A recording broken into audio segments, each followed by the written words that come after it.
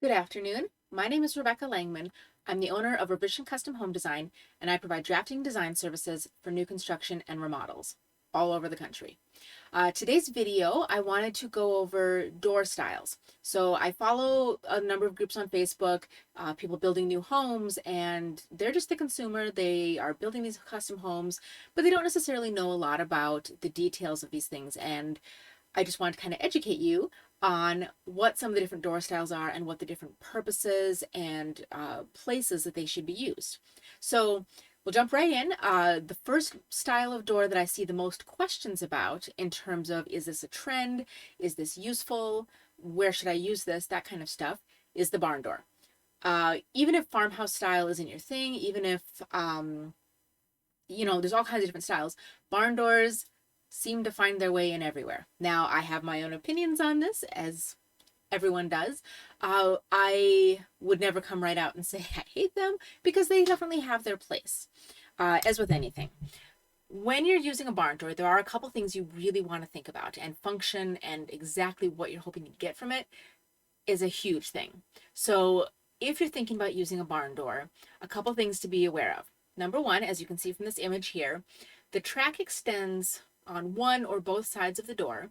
So when you have a barn door, you have to have an equal amount of space of empty wall. This means no artwork. This means no light switches. This means no furniture. You have to leave that empty space because that door has to have somewhere to go in order for you to get through that doorway. As a result of that, you have that visible hardware. Some people really don't like that look, and it takes up a lot of space. If you're using black, obviously your eye is drawn to that. So those are just a couple things to be aware of from that standpoint. From another standpoint, that's just a loose panel. It's hanging there.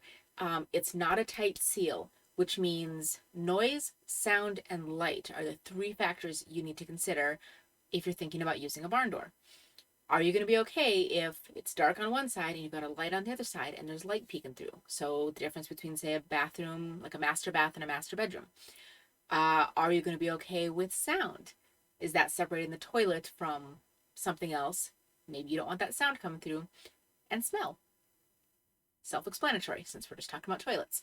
So those are a few things to keep in mind. Barn doors definitely have their place, but just be aware. Okay, the next style of door is your basic hinge door. Now, this come in all different aesthetic looks. You can get the 6 panel, flat panel. I'm not going to go into all those details, and that just depends on the aesthetic style. But from a function standpoint, a hinged door is any place you want a solid close. So whether you actually need it to lock or not, that's up to you because you can usually get both options in the hardware you choose. But a hinge door fully closes, it latches, it provides a solid barrier. Yeah, there's still a gap at the bottom for airflow. You're still going to get a tiny little bit of light and whatever coming through, but not as much as the barn door where you've got like 3 or 4 open sides. This basically just has that little sliver at the bottom. So hinge doors are where you're going to see the most. Now, with hinge doors, a couple things to keep in mind as you're looking at your blueprints. Think about traffic. Think about how you're going to use the space. Which way is the hinge going? Is the door opening into a room? Is the door opening out of a room? Are you going to have to grab that handle and pull the door towards you and then go in? Just think about those things. There's not a ton of hard right and wrong when it comes to that. It just comes down to knowing how you're going to use that. When your hands are full of groceries, do you want to have to pull your pantry door open or do you want to be able to slide it in? But hinge doors are everywhere. Next up, we have our bifold, and this is pretty straightforward for closets. You don't have a ton of options if you're not doing a walk-in. A bifold door is probably the most common. In the past, there were those bypass slider doors, but that's a lot. So really is only kind of something you see in more maybe vintage homes, like maybe from the 50s. I have all of my closets in this house are the bypass sliders. The advantage of a bifold instead of a bypass is that when you open up this bifold, the door itself sticks out a little bit, but the opening for the closet is wide open. You can see everything that's there. When you have the bypass slider, you can only ever see half of your closet at once, which may or may not be an issue. The nice thing with the bypass sliders is you don't have to have that clear floor space in front, whereas with the bifold, obviously, you do still have to account for just that little bit of space that it takes up when it's moving. Next up, we have a pocket door. Now, personally, this is my favorite. If you heard how I felt about barn doors, you might understand why I like pocket doors so much. So, a pocket door, as the name implies, is a door that slides into a pocket. So it doesn't take up that hinged door space. You know, if you look on a floor plan, you'll see that quarter circle drawing that designates where that door is swinging. So you obviously can't put furniture there. You just have to be aware of that. When you have a pocket door, it just goes on a track. It tucks into the wall when it's not in use. So you have what looks like a nice framed opening. And then when it's closed, you have a closed door. Now it can be a double like you see in this image. It can be single. They can lock. A lot of people have the misconception that you can't lock them, but you can. And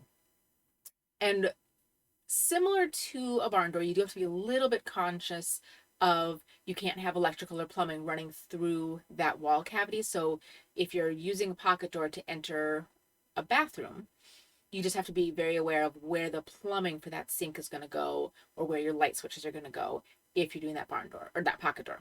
The other thing to keep in mind, similar to a barn door, is just like when a barn door opens and you have to have that wall space that it's on, you don't see it with a pocket door, but you still have to have that cavity for that door to switch over, to slide over and take up, which means you have to be careful. You can't have like a hard corner that doesn't have enough space to get that door in. So a few constraints in that regard, but pocket doors are wonderful when you have a space. Say, for example, I have one in between my dining room and my kitchen. I don't close it often. So most of the time, it's just a nice framed opening. It looks great. It doesn't get in the way. It's a heavily trafficked area. But if I have company over and I want to hide the dirty dishes in the kitchen, it's super easy to do, and it provides that separation. So again, you know, it's great for high traffic areas. It's great when you need just that little bit of closure. I love them. And then lastly is the French door. Now this one is mostly, it's an aesthetic choice. You can actually get French doors in either a hinged or a pocket version because you can run these into a pocket just the same as you would, you know, a normal slab.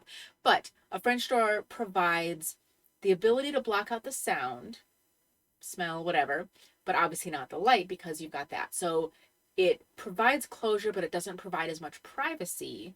So on a bedroom, maybe not a great choice, but say on like a home office, fine. On maybe a formal dining room, fabulous. Close it off when you're not using it, especially if you need a little bit of separation because you've got maybe a zone heating system.